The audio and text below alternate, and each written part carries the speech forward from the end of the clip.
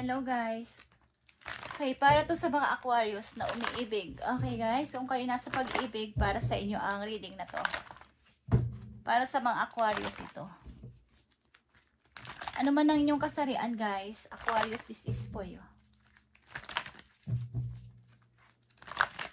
Pag-ibig ng mga Aquarius. Okay? Pag-ibig ng mga Aquarius. Kung kayo nasa pag-ibig na guys, yeah, kayo ay engaged na. Sa mga Aquarius na nandito sa reading, kayo ay engaged na guys at maaring kayo ay ikakasal na sa inyong kasintahan. But may mga pakunti-kunti kayong galing sa nakaraan na maaring sama ng loob sa family. So bago kayo lumagay sa pagpapakasal, something o pag-iisang dibdib sa inyong kasintahan ay maaring dapat ninyong balikan ang inyong nakaraan, pamilya, or mag-usap-usap para dito. Okay? Para sa lalong maganda na ikaka-umpisa ng inyong pagsasama ng iyong minamahal. Okay, Aquarius, mukhang kayo ay nasa pag-ibig na maganda. At nagbabalak na kayo magpakasal ng iyong kasintahan, Aquarius. Wow. Kayo ay nasa seryosong pag-ibig. Nagbabalak na kayong lumagay sa pagpapamilya o bumuo ng isang pamilya. Okay, tingnan natin, Aquarius.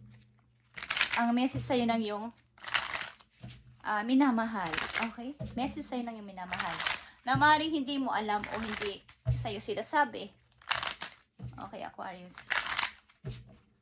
Maaaring hindi sa'yo sinasabi ng iyong minamahal. Okay, yan ang message sa'yo ng iyong minamahal, Aquarius. I love you so much. Okay? Mahal na mahal ka ng iyong kasintahan. I love you so much. Yan ang sabi niya sa'yo. At ano pa? Do you miss me the way I miss you? Okay? Miss na miss ka niya. At tinatanong niya sa'yo kung namimiss mo ba ako katulad ng pagka-miss ko sa'yo. My love for you is stronger than ever. Wow. Kayo ay totoo nagmamahalan ng yung partner na to at maaari talagang papunta na to sa pagpapakasal guys. So tingnan natin to habang hindi pa natin binubuksan ang yung message. Kung nasa man kayong dako ng mundo is God bless sa inyong lahat, Aquarius, at good luck sa inyong pagpapakasal ng iyong minamahal. Okay? Kung kayo ay nagbabalak na magpakasal ay congratulations, guys. Tingnan natin. Para to sa mga Aquarius na umiibig at nasa pag-ibig na at magpapakasal na sila. Tingnan natin, guys, ang maaari ninyong mga messages dito na nakapaloob dito sa inyong unang mensahe. Tingnan natin, guys. Thank you, Spirit. Okay. Maaaring ang ilan sa inyo Aquarius na nandito ay galing din kasi sa pagka-broke sa una o sa mga hindi lang naman sa pag-ibig, sa sarili. Okay. Maaaring ang tao na inyong kasama ay talaga nagbigay sa inyo ng support para dito, parang emotional support. Okay, lagi kayong binabantayan o hindi pinababayaan sa pakikipagpawa. Hindi nawawala ng pag-uusap. Okay, guys? O tingnan natin ang unang message ninyo. Okay. Sa inyong pag-ibig ng iyong minamahal, Aquarius, ay panatilihin nyo ang trust sa isa't isa. This situation is calling for you to have faith. Okay, yung trust. Kahit na halimbawa kayo ay malayo sa isa't isa at palaging umaalis ang isa sa inyo, kailangan dito ng parang paniniwala sa inyong partner na hindi siya magluloko. Yung tipong pagtitiwala. Okay? Aquarius, tingnan natin ang message for you. Okay. Six of Coins is here. And the power. Okay. Guys. Talagang kayo ay papunta na dito sa pagpapakasal, guys. Maaaring isa sa inyo ay young o ang isa sa inyo ay old. Okay. Maaaring may gap ang inyong edad. Ang ibig ko sabihin ng iyong minamahal, Aquarius. At maaaring mapupunta talaga to sa pagmamahalan. At maaaring ang place nyo ay maaaring nasa may snow na country. Okay? Nakakita ko dito ng snow sa bintana. Okay guys, at maaaring ito ay pag-ibig na talagang may pagbibigayan at ibinabalik lang sa inyo ang mga, kumbaga dati siguro kayo mga taong matutulungin ng mga nakaraan yung mga taon, at ang pag-ibig na to ay parang may basbas, okay, may basbas ng mga powerful ang pag-ibig na to na binabasbasan ng nasa taas na kayo ang magkatuluyan. Siguro ang inyong ugali na dalawa ay magkatugma, okay, pareho kayong matulungin sa isa't isa, matulungin sa mga tao, okay, matulungin sa lahat ng bagay, sa mga humihingi sa inyo ng tulong. Okay, is ibinabalik lang ni God ang para sa inyo. Okay guys, at kailangan dito ng trust sa inyong pag-ibig na to. Kung ito ay mapupunta na sa pagpapakasal, ay panatilihin nyo palagi ang pagtitiwala sa isa't isa. Maaaring may gap ang inyong edad at maaaring dapat kayong magkaunawaan, yung give and take talaga dito, guys. At nandito ang soulmate. Okay, kayo ay soulmate na dalawa. This is your soulmate. Ang person na to ay talagang soulmate, masasabi, at talagang ito ay papunta na sa pag-level up ng inyong relasyon at papunta na sa pagpapakasal. This situation involves marriage. Okay. Tingnan natin guys. Ito ay dream come true para sa iyo, Aquarius, ang makilala ang tao na to. Okay. Isa itong napakahalagang bagay at pangarap mo sa buhay na makabuo ng isang masayang family. Ito ay 9 of Cups. Dream come true ito guys. Parang fulfilled na. Okay? Kulang na lang ng isang cup at ito ang iyong kasintahan. Okay guys, parang ito na yung pangarap ko. Natupad ko na. Okay. Nandito ang King of Cups guys. Okay. Ito ay Scorpio energy guys. King of Cups. Ano man ang inyong kasarian. Okay, maaaring dealing kayo sa Scorpio. Capricorn. Nandito din ang Capricorn. Ba't malakas ang Scorpio dito? Okay. Maaaring kayo ay magkahiwalay guys. Nakikita nyo ba to? 9 of Cups ang hawak mo dito. At kulang na lang isang cup nandito. At hawak yan ni Scorpio. Okay? Hawak yan ng energy ng Scorpio, ng King of Cups. Ang isang cup na yan. At yan ang hinihintay mo. At matutupad na ang pangarap mo. Okay? Something na ito ay papunta na sa pagpapakasal at maaaring buong-buo na ang plano mo. Seryoso ka na dito. Nagmamahalan kayong dalawa. Nakikita ko dito. Maaaring maganda ang buhay mo, Aquarius. Okay? Nasa maayos ka naman na trabaho at maganda ang kapaligiran mo. Mukhang ang mga, yung background ng family mo ay may mga kaya sa buhay. Kaya at hindi naman yung talagang masasabi na nasa low na antas ng buhay. Talagang may kaya. Okay.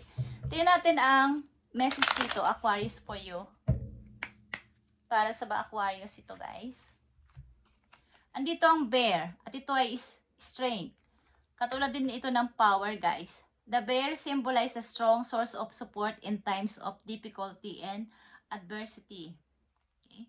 It may be time for you to stand for your beliefs or your truth with strength and confidence. You are free to roam at will it will follow your path.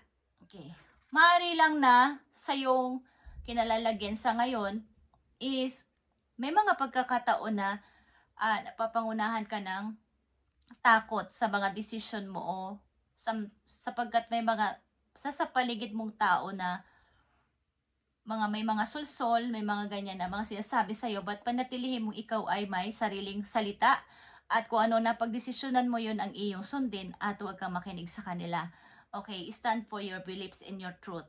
Maniwala ka sa pinapaniwalaan mo talaga, yung pananaw mo at ang iyong opinion, at doon ka tumayo. Huwag ka magpadala sa mga sulsol ng ibang tao kung ano at para saan itong mga nandito na sinasabi sa'yo. Okay? Lagi mong tatandaan na ikaw ay may freedom na i-follow mo ang iyong path. Okay, yan lang ang message sa'yo at paalala na ikaw ay magkaroon ng sariling pananalita, sariling word, na huwag kang magpadala sa mga sulsol ng ibang tao. Okay? Aquarius, ikaw ay in love sa iyong kasintahan. At maaaring both of you is talagang may pag-ibig sa isa't isa. Nakikita ko dito. Okay? Tingnan natin pa ang message dito sa inyong pag-ibig. Maaaring meron ditong trust issue din. Hindi ko alam kung kayo sa inyong nakaraan ay merong ganitong klaseng naranasan sa inyong dating karelasyon, parang tiwala o pagtitiwala. Kaya gusto nyo sa inyong karelasyon ngayon ay magsabi lagi ng totoo at maging honest sa inyo. Okay? Tingnan natin, Aquarius. Okay. Andito ang let go. Sometimes best to let go and let the universe work things out in divine timing. Okay.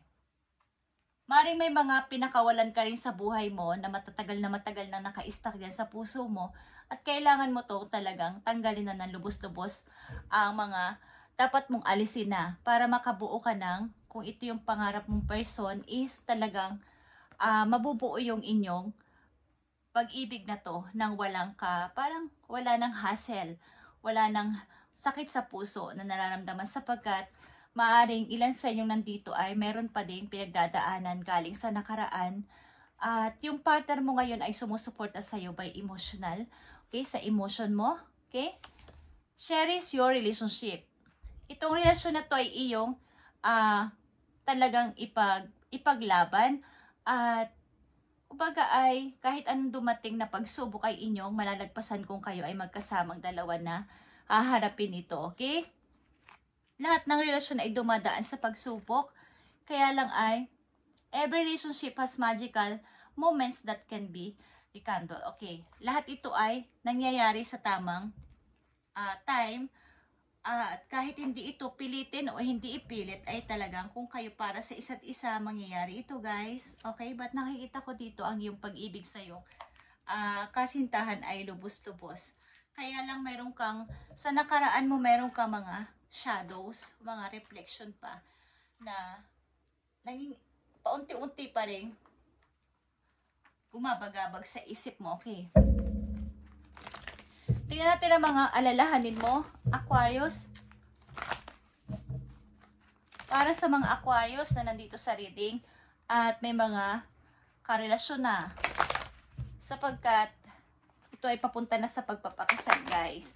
Engage na kayo o papunta na to sa pag-i-engage at hinihintay mo na lang ang person na to na maaring maniwala sa'yo o sumagot sa'yo. Okay? Mukhang kayo ay magkalayo sapagkat may kalungkutan dito ang isang person. Okay? Habang hawak-hawak niya yung cup. Ang cup na to ay yung emotion niya to. Okay? Nalulungkot siya. At ito ay love. Guys. Tingnan natin ang mga alalahanin mo o something na mga nararanasan mo. Dapat mong iwasan din. Aquarius. Okay. Something talaga galing sa past mo ay may dapat ka na talagang i-let go ng tuloy-tuloy para yung pag-ibig na yan sa kasalukuyan ay talagang maging mag-bloom ba o mag-grow talaga ng tuloy-tuloy. I-let go mo na yan. Okay? Yung mga memories na galing sa nakaraan. At spiritual strength is here. Marami ka talagang pinagdaanan sa buhay. Maari sa mga nakaraan mo nang hindi mo pa kilala ang person na to. Sa kasalukuyan, marami kang pinagdaanan.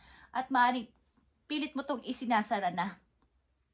Dito ang number 9. Close mo na ang cycle na to sapagkat ito ay napakahirap para sa'yo.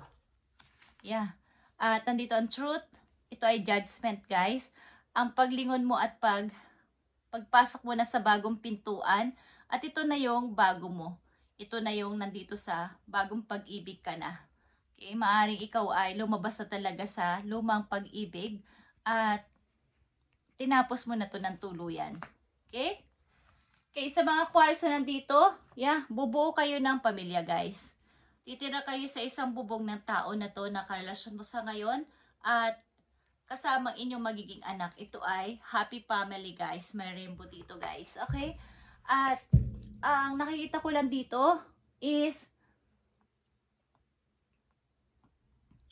pakawalan mo na tong old na to. Galing sa nakaraan talaga. Nasa puso mo pa eh. May konti pang kirot.